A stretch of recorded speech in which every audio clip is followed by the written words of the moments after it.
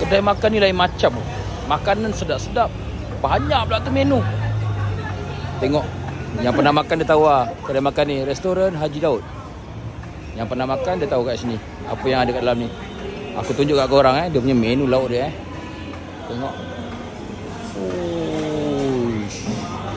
Siapa yang pernah datang sini tolong komen sikit lah. Yang mana yang pernah datang sini tolong komen sikit lah.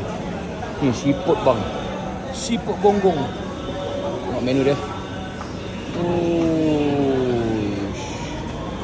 Ini mencari gorgon. Ada gorgon bang, ada gorgon.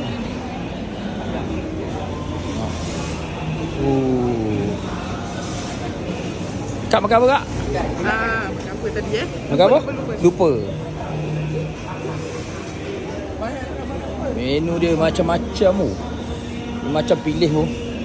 Sampai lupa nak makan apa. Tapi yang bestnya dekat luar ni geng. Ni dia suasana dia lah. Ni dia suasana dia. Dan ini yang paling best ni.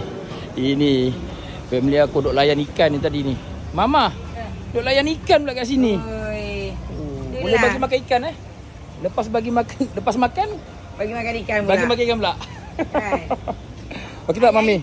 Mami, makan kat sini sedap tak? Ha? Bau botol boyak. Botol boyak apa sedap ah? Sedap. Favorite. Favorite bapa aku kat sini dah habis dah. Ini dah kali ke-6 ni datang sini ni.